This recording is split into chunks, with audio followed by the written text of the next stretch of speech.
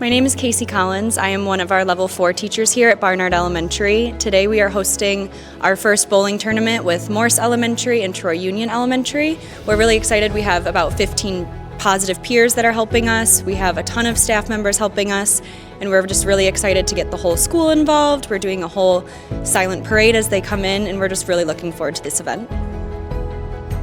And what I'm excited for today is to see all the smiling faces that they're gonna have. I really like bowling. I like that I get to help people, and I'm just really excited because I like bowling.